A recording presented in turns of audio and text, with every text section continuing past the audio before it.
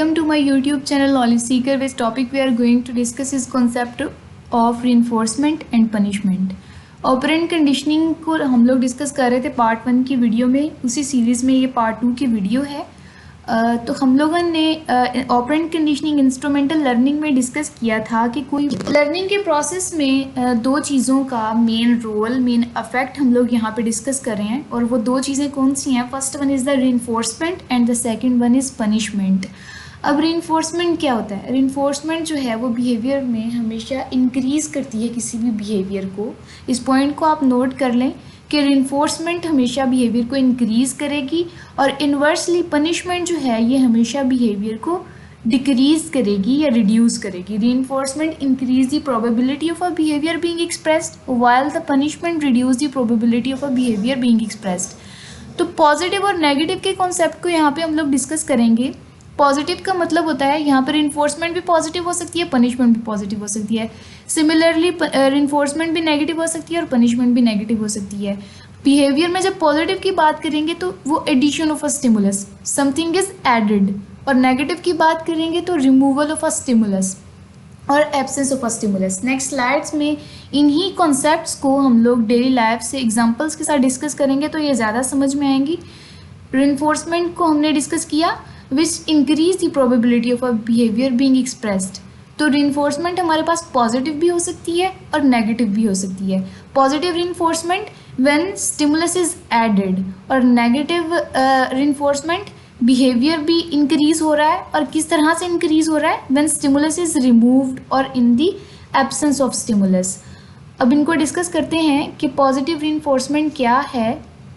As when an event or stimulus is presented, stimulus को add किया जा रहा है। एज अ consequence क्या हो रहा है? अ बिहेवियर इंक्रीज, बिहेवियर जो है वो इंक्रीज हो रहा है। रीइंफोर्समेंट में क्या हो रहा है? पॉजिटिव रीइंफोर्समेंट में स्टिमुलस को भी ऐड किया जा रहा है और बिहेवियर भी हमारे पास इंक्रीज हो रहा है।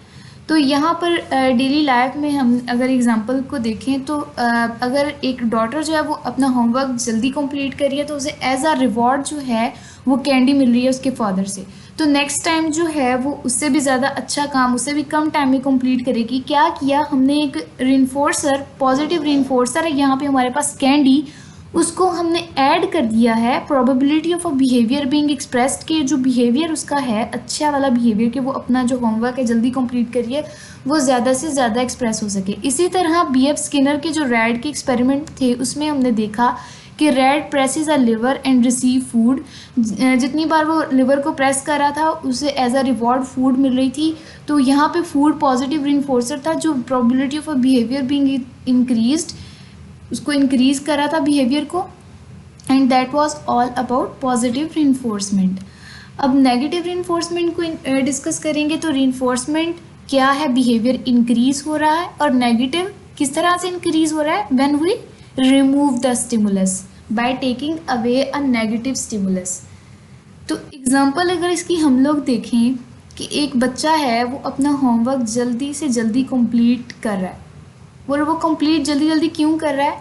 क्योंकि वो चाहता है कि उसके जो पेरेंट्स हैं वो उसको हर वक्त डांट पड़ रही है अपने पेरेंट्स से, तो वो उसको अवॉइड करना चाहता है, वो उसको रोकना चाहता है इस प्रोसेस को, वो स्टिमुलस को रिमूव करना चाहता है, नेगेटिव स्टिमुलस को, कि उसको डांट ना पड़े।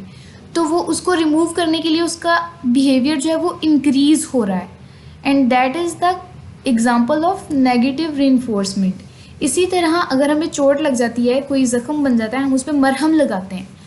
अब वो मरहम जो है यहाँ पर मरहम लगाने का जो हमारा बिहेवियर है वो इंक्रीज़ होता जाएगा क्योंकि हम रिमूव करना चाह रहे हैं नेगेटिव स्टिमुलस। वो ज़ख्म जो हमें चोट से लग गया है अब हम उसको रिमूव करना चाह रहे हैं तो हम ज़्यादा से ज़्यादा जो है वो मरहम लगाएंगे। मरहम लगाने का यहाँ प्रोसेस जो है वो इंक्रीज़ हो रहा है, वो रीइंफोर्समेंट है, increasing the behaviour to avoid the stimulus. Stimulus यहाँ पे क्या है? जो वाउंड है यहाँ पर वो नेगेटिव स्टिमुलस है, वो पेन जो है वो प्रोड्यूस कर रही है, तो हम लोग क्या करते हैं कि उसको रिमूव करना चाह रहे हैं यहाँ से। तो नेगेटिव रीइंफोर्समेंट क्या है? Increase the behaviour bye taking away a negative stimulus, and that was all about negative reinforcement. अब पनिशमेंट का हमने क्या कॉन्सेप्ट डिस्कस किया था कि रिड्यूसेस कम कर देती है probability of a behaviour being expressed. अब ये भी पॉजिटिव हो सकती है और ये नेगेटिव भी हो सकती है। पॉजिटिव पनिशमेंट किस तरह से होगी? When we added something, when we added the stimulus to reduce the behaviour. For example, if a child hear people abusing in the lane and he come to his home and started abuse in front of his parents, तो क्या होगा? अब जब parents के सामने वो abuse करेगा तो पेरेंट्स जो है वो एज अ रिस्पॉन्स क्या करेंगे? उसको स्लैपिंग करेंगे, थप्पड़ लगाएंगे उसे। अब यहाँ पर ये जो स्लैप किया है उसके अब्बा ने, वो क्या था? वो एक स्टिमुलस हम लोग ऐड कर रहे हैं। वो ऐड किस लिए कर रहे हैं? कि उसने जो बिहेवियर शो किया था एब्यूज़ करने का, वो नेक्स्ट टाइम उसकी प्रोबेबिलिटी को हम लोग कम कर सकें। हम लोग बिहेवियर को भी रिड्यूस करवा रहे हैं, जो एब्यूजिंग का बिहेवियर था उसको भी रिड्यूस करवा रहे हैं, और बाय एडिंग अ स्टिमुलस, यहाँ पर स्लैप जो था वो एक स्टिमुलस था। तो ये एग्जांपल थी पॉजिटिव पनिशमेंट की कि स्टिमुलस भी ऐड हो रहा है और बिहेवियर जो है उसको भी रिड्यूस करवाया जा रहा है, and that is positive punishment. इसी तरह नेगेटिव पनिशमेंट को डिस्कस करें तो पनिशमेंट आ गया तो मतलब यहाँ पर बिहेवियर रिड्यूस ही होगा, और नेगेटिव बाय टेकिंग अवे अ स्टिमुलस और रिमूवल ऑफ अ स्टिमुलस। अब हम यहाँ पे एग्जांपल को डिस्कस करते हैं कि बच्चा जो है उसका कोई फेवरेट टॉय है और बच्चे का जो है वो उससे खेल रहा होता है, और उसका जो है कोई अनडिज़ायर्ड बिहेवियर है, उसके पेरेंट्स को उसका कोई बिहेवियर ऐसा है जो उसको पसंद नहीं है उसके पेरेंट्स को। अब पेरेंट्स चाहते हैं कि वो अनडिज़ायर बिहेवियर को ख़त्म करें। उसके लिए उसने क्या करना होगा कि वो उसका जो फेवरेट टॉय है वो उससे ले लिया जाएगा, means removal of a stimulus. अब जो यहाँ पे जो उसका फेवरेट टॉय है वो उसका स्टिमुलस है, उसको रिमूव करके उसके बिहेवियर को डिक्रीज़ रिड्यूस करवाया जा रहा है, जो अनडिज़ायर बिहेवियर है। तो ये किसकी एग्जांपल हो गई? नेगेटिव पनिशमेंट की, कि बिहेवियर भी रिड्यूस करवाया जा रहा है, और किस तरह से? Negative bye taking away a stimulus. I hope आपको ये कॉन्सेप्ट समझ आ गया होगा।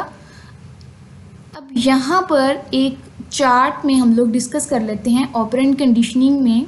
ये जो कॉन्सेप्ट आज डिस्कस किया है उसकी समरी है कि रिइंफोर्समेंट ऑपरेंट कंडीशनिंग में दो फैक्टर्स हैं, रिइंफोर्समेंट का और पनिशमेंट का, जो बिहेवियर को ऑर्गेनाइज कर रहे होते हैं। तो रिइंफोर्समेंट हमने कहा कि वो हमेशा बिहेवियर को इंक्रीज़ करेगा और पनिशमेंट हमेशा डिक्रीज़ करेगी बिहेवियर को।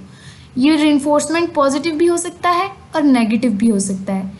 पॉजिटिव किस तरह? When stimulus is presented, when stimulus is added, और नेगेटिव कब? When stimulus is removed. इसी तरह पनिशमेंट जो है, पनिशमेंट में क्या होता है कि हमने कोई भी बिहेवियर जब डिक्रीज़ करवाना होता है तो पॉजिटिव पनिशमेंट भी हो सकती है और नेगेटिव पनिशमेंट भी हो सकती है। पॉजिटिव कब? जब when some stimulus is added, और नेगेटिव कब? When some stimulus is removed। and that was all about the concept of reinforcement and punishment। I hope आपको समझ आ गया होगा, लेकिन फिर भी अगर आपका कोई क्वेश्चन है तो आप कमेंट सेक्शन में पूछ सकते हैं। Thank you very much.